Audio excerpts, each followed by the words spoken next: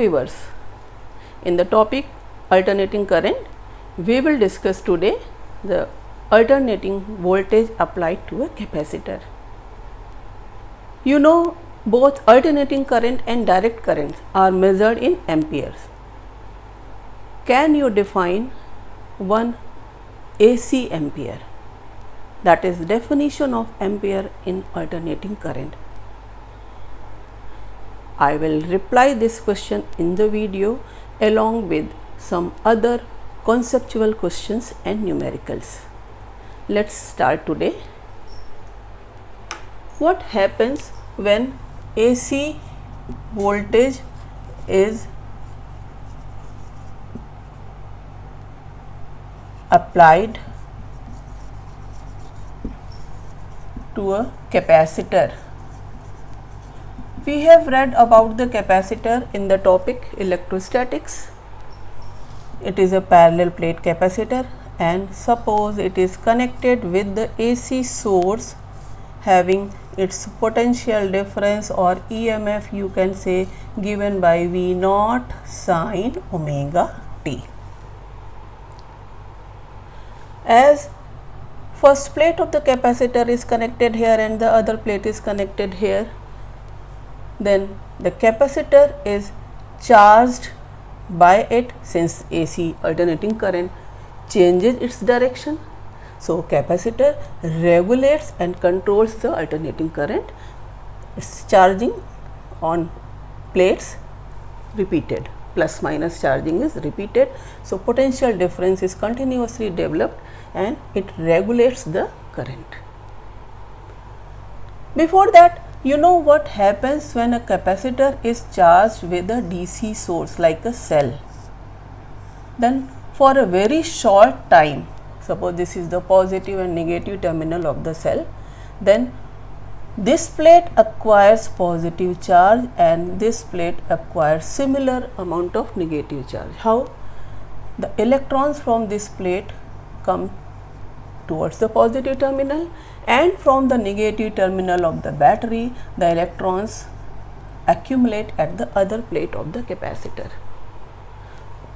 Very soon, the potential difference between the plates of the capacitor, given by V equal to Q by C, becomes same as potential difference of the battery, and it stops. The current flow is stopped. Why? Because in the same potential there is no flow of charge, no flow of current. We have seen that if ammeter is connected here, then a momentary deflection is shown by the ammeter, then pointer comes at rest. Also, if a resistor is connected along with ammeter in series in this circuit, then the charge grows exponentially. That is, this is the graph for the charge, and charging of the capacitor means if the maximum charge is Q naught, then the time in which the capacitor acquires 0.632 of the maximum charge, that is called time constant given by RC. This is the extra point I have discussed, the time constant, that is the charging time of a capacitor when it is defined by this. That is, a capacitor acquires 0.632 times the maximum charge. What about here? We are discussing, our point of concern is AC voltage applied to a capacitor.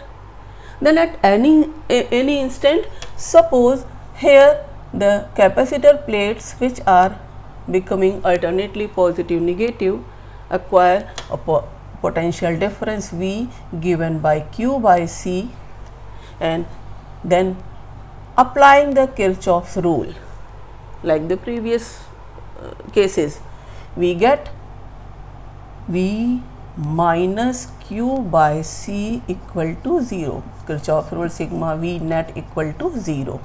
So this is V minus this Q by C equal to 0. What we get here? V equal to Q by C. This implies that put the value of V, potential difference of the alternating source. This is V naught sine omega t equal to Q by C. Finally, we get Q equal to C V naught sine omega t. What we are getting? The charge. And what is needed? Current. How will you get current from this charge? By differentiating. Current is dq by dt. So, dq by dt, if you differentiate this equation, then you will get this Cv naught into sine omega t is differentiated with respect to t. What is that differentiation? Omega cos omega t. And this dq by dt is the I, instantaneous current. Then we can write here that I equal to omega upon 1 V naught upon 1 upon omega c sine cos omega t. Here again we are getting the current in terms of cos, and the denominator of V naught, this fraction 1 upon omega c. What is this? Again it is the hindrance in the path of current, because in the case of pure resistive circuit we got I naught equal to V naught upon R. Here this quantity written in bracket is considered to be I naught, maximum current. If this is the instantaneous current, this is the maximum current. Compare this.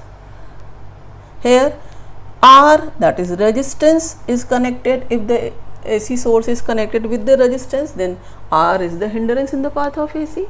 Here this 1 upon omega c is the hindrance in the path of AC when a capacitor is connected. Then 1 upon omega c is the hindrance in the path of AC, that is given the name called capacitive reactance. This Xc is called capacitive reactance. Like you have seen in the case of inductor, then it was inductive reactance, here it is capacitive reactance. Learn again that inductive reactance was XL equal to omega L. What is here capacitive reactance? It is Xc equal to 1 upon omega c, because sometimes you write X equal to omega c, XL equal to omega L. So learn it. Also you can see here that if this is Xc, then omega is 2 pi f. So what can you write? Xc equal to 1 upon 2 pi f c. So if we plot the graph for Xc versus f or omega, it is a hyperbola. This graph is a hyperbola, that is Xc is inversely proportional to f or omega. You can ask questions that any capacitor has Xc at some frequency, find the Xc at some other frequency. Again, what will be the unit of Xc? Capacitive reactance. Define capacitive reactance. How does it depend on frequency? These are the conceptual questions. If you know the formula, you can have all the answers. Here Xc has its unit ohm, because it is the hindrance in the path of current, like the resistance, it has unit ohm. What about the current equation in terms of cos? We can write here, therefore the I equal to V naught upon 1 upon omega c cos omega t. This cos omega t, again we want to write in terms of sine. Then how will you write? This I equal to I naught, this is I naught, this total. What will you write? Sine omega t plus pi by 2. you know sine 90 plus theta is cos theta. Again one question arises, why not sine omega 90 minus theta? Sine 90 minus theta is also cos theta, sin 90 plus theta is cos theta. So why not sine 90 minus theta, theta is omega t. So if you take 90 minus theta, then omega t will become negative and we have to keep it positive. So we have taken omega t plus pi by 2. Result is same, cos omega t. So whenever AC voltage is applied to a capacitor, we get the current equation, this one, and the voltage applied is this. What do we observe like previous cases?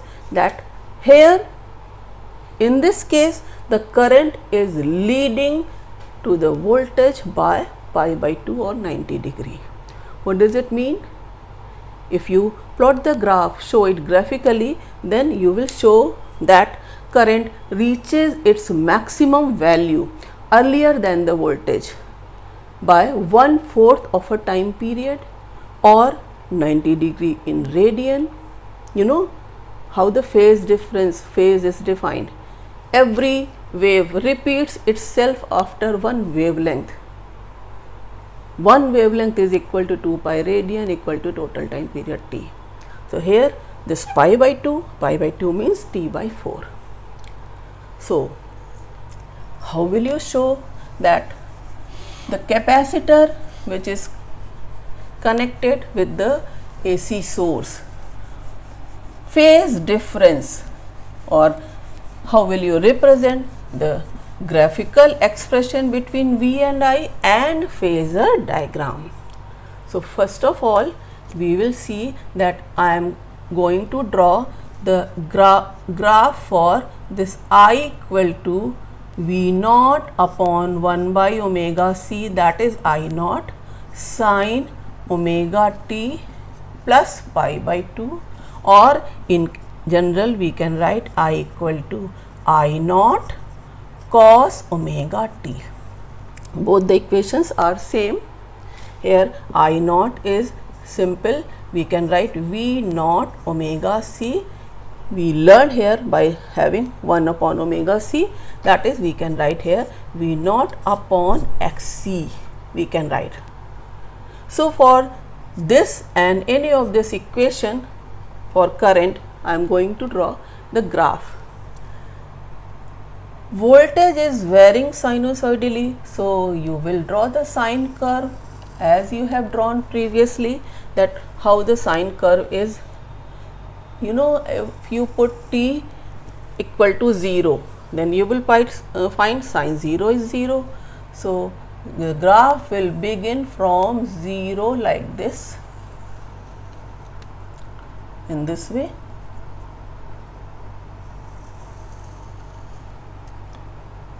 And this graph is for voltage. Now what will be the current graph? Current is pi by 2 earlier. When current is maximum, voltage is 0, and when voltage is 0, current will be maximum, and vice versa. Look here, current curve will be cosine curve, and cosine curve cos t, t0, then cos 0 will be 1, and this is positive cosine graph. So when voltage is 0 here, at t equal to 0, sine 0 is 0, so V equal to 0 here. But at t equal to 0, current will be maximum, so here you will put the point for maximum current. Then when voltage is maximum, then current is here minimum. Then how will you find voltage is 0, then current will be maximum. When voltage is maximum on other side, current will be minimum. When voltage is 0, current will be maximum. So in this way you will find the graph. How will you plot the graph? Look here, that you will start the graph from joining in the dotted lines. This is the maximum current on one side. Here you can start from here. this is the maximum current, and here the maximum current on other side. Then again you will find when voltage is 0, current is maximum. Now when voltage is here 0 on other side, current maximum on other side, current is 0. So in this way, when voltage is 0, current is maximum. So you are getting the maxima. This dotted graph is for cosine curve, that is for current. What about this graph when V is maximum, I is minimum, and vice versa? What about phasor diagram? As we have seen that in case of voltage, sin omega t, V naught sin omega t, you know the length of the vector gives the peak value of the voltage. The quantity is voltage here, and here this is the angle omega t. Since current is pi by 2 ahead, look, current is leading the voltage by 90 degree, then this is omega t, then plus pi by 2, then you draw plus pi by 2, that is a vector perpendicular to this, and this vector is for current. This you will write here I naught. The projections on y axis or vertical axis for these vectors, this is V naught sin omega t here, and this is here for projection of I naught. And what will be this projection? I naught sin omega t plus pi by 2. This is the angle 90 degree. So this is the phasor diagram. In a simple way, how will you draw the phasor? How will you show the phasor? This is the current and this is the voltage, and current is ahead by of voltage by pi by 2 radian. In another way, in some books it remains like this. This is the voltage and this is the current. Then how will you find that still the current is ahead of voltage by 90 degree? Look here, this is the direction, anti-clockwise angle is positive. So both are correct.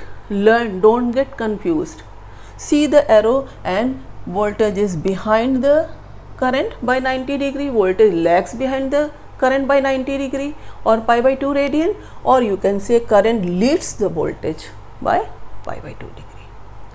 So in this way, when the capacitor is connected with AC source, then it regulates and controls the AC current. It doesn't prevent fully the charge completely like the DC. When capacitor is connected in DC battery or any cell, then it blocks DC. DC doesn't flow. How can you say? This question is also asked. You know, XC is given by 1 upon 2 pi FC. What is F? Frequency for DC. You know, DC never changes its direction. So for DC, F is 0. Then what will be the XC? XC will be infinite. That means it will block capacitor, block DC. The DC can't pass through the capacitor.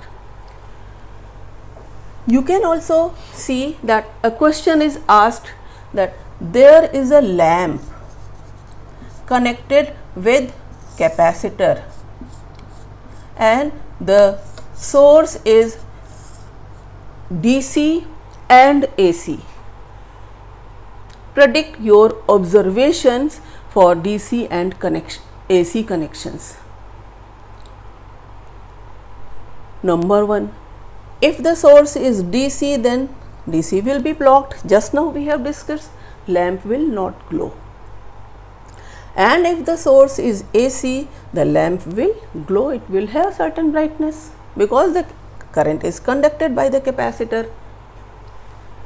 Next part of the question is that if capacitance of capacitor is reduced, what will be the effect on the glow of the lamp? If C is reduced, then what will happen? On reducing C, XC will increase, and if XC increases, you know, I equal to V upon XC, I naught, V naught, you can write XC. On increasing, on reducing C, XC will increase, and if XC increases, then what will happen? Current will decrease. Then the lamp will shine less brightly than before. So, these are the conceptual questions asked in the board examination as well as in the competitive examination. So, we have read about phasor diagram, wave diagrams, and all the three components devices, that is when AC is connected to a resistor, inductor and a capacitor. How will you learn? I am giving you a trick that you should learn the circuit theory, that is in case of pure resistive circuit. Here in case of pure inductive circuit, and finally pure capacitive circuit. How will you learn? You know the equation of source V equal to V naught sin omega t, then it is in all the cases because we have applied the source of V naught sin omega t. How will you get I? Here voltage and currents are in the same phase and they are given by I naught is given by V naught upon R, peak value of the current. Here we see in the purely inductive circuit I equal to, you write here V naught upon XL, and what you write here, sin omega t minus pi by 2. Here you will write I equal to V naught upon 1 upon omega c. You can write here this is omega L and this is 1 upon omega c sin omega t plus pi by 2.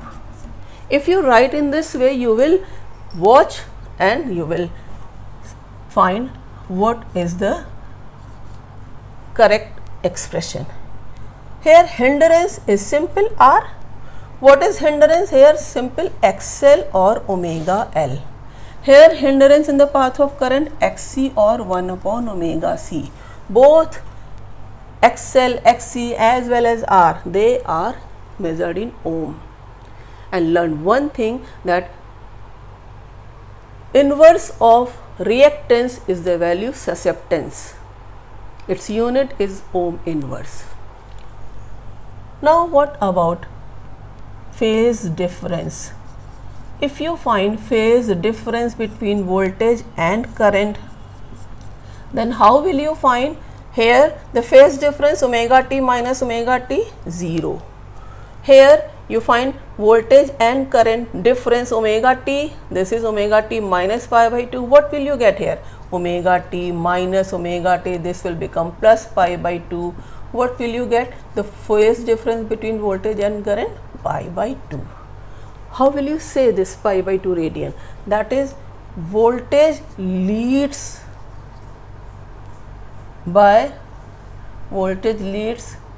current by pi by 2 radian, or it is also said that current lags behind the voltage by pi by 2. Reverse of the case will be here. We have seen just now that you will get delta phi, here also pi by 2. This is omega t minus omega t, this is minus pi by 2. That means voltage is lagging behind. So you will find here that voltage lags behind the current by pi by 2 radian, or you can find I leads V by pi by 2. So learn both the statements. How will you draw simple phasor diagram? So here this is the voltage and this is the current, they are parallel. This is the V naught I naught. How will you find here? If this is V naught, then V leads the current by pi by 2. So, this is I naught, and here you will draw in this way.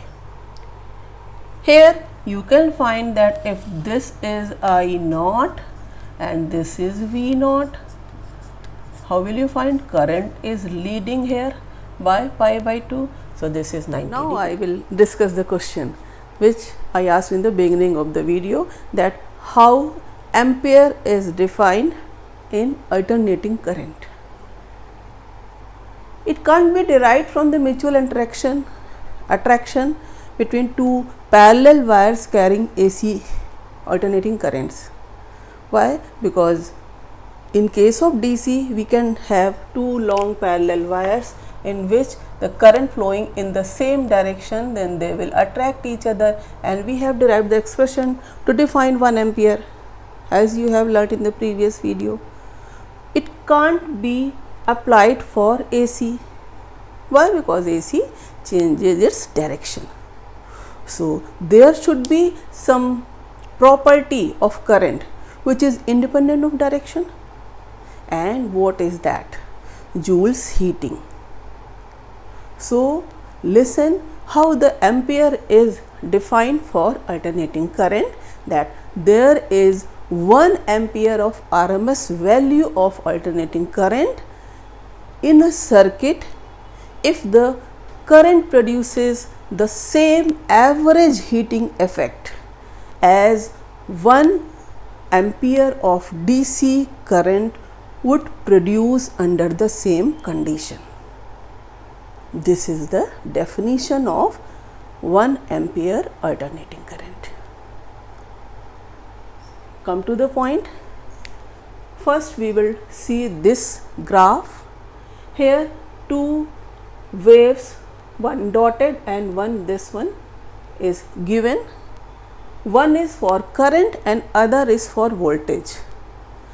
Suppose if this is for current and this dotted one is for voltage, can you decide this IV graph is for purely resistive, purely inductive, or for purely capacitive circuit in which AC voltage is applied? How will you decide?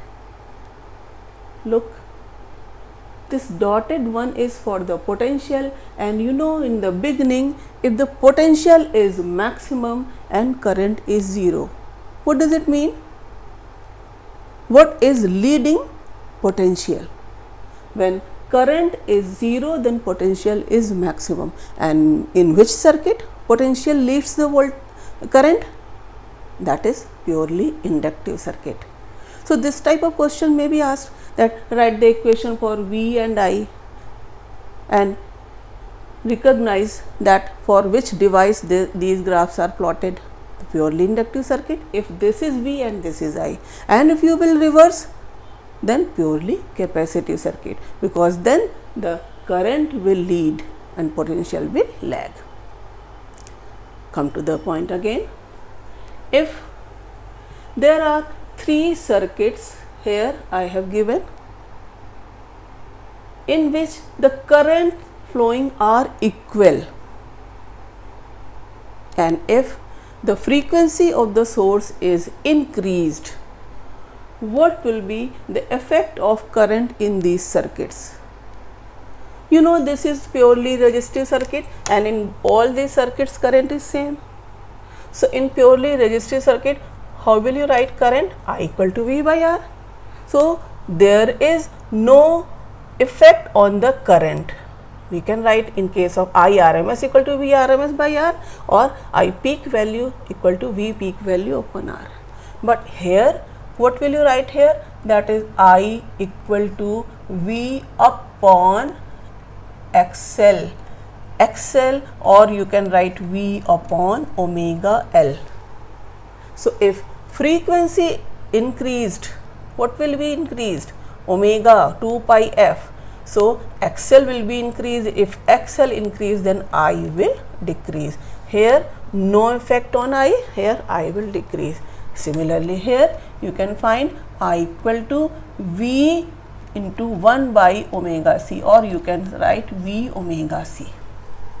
So, on increasing frequency omega also increases, therefore I also increases. So such type of conceptual question based on the formula you can solve.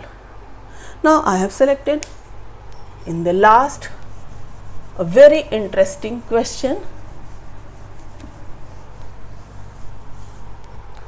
Suppose from the electric mains in a house, the ratings are given 220 volt 50 hertz.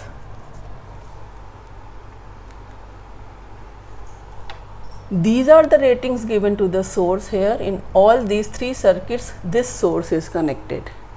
Here the resistance of 100 ohm, here the inductor of 100 millihenry, here the capacitor of 100 microfarad is connected. Now find the values. Number 1, find the equation of instantaneous voltage. How will you write V equal to, V naught sine omega t? Here this 220 volt, I told earlier in the video that whatever is the value given for the source, that is RMS value. So what will be V naught? V naught will be 220 root 2 and that will be 311 volt. What will be omega? Omega is 2 pi f, that is 2 into 3.14 into f is what? 50. So it will become 314. 100 into 3.14. Simple. What will be the equation for potential here? V equal to 311 sine 314 t. The reverse way is also have been seen that if this is the source equation given in the question, find V naught, find frequency, then by using this formula you can find. Now here in each circuit, what is RMS current? RMS value, root mean square value of current. So in the first case, IRMS, as you know, IRMS is what? VRMS upon R. What will you get?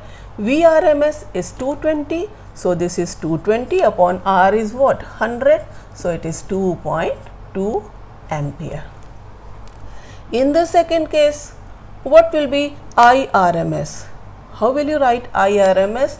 That is VRMS upon omega L. This is the inductive, purely inductive circuit. So you will get 220 upon omega is 314 into L is 0.1, millihenry, small m milli. Then what it will become? It will be 2200 upon 314 and it is around 7.0006 ampere. So around 7 ampere. In the third case, you can find similarly IRMS equal to VRMS upon 1 upon omega C, or you can write VRMS into omega C. So this is 220 into 314 into what? 100 micro 10 to the power minus 6. 10 to the power minus 6 into 100 will make it 10 to the power minus 4. Multiply this, this is 24, this is 0, 8, 36, 9 into 10 to the power minus 4. So it is 6.908 ampere. So if you see, almost 7 ampere is the current in these circuits, 100 microfarad purely capacitive and 100 millihenry purely inductive circuit having the same source here of this rating.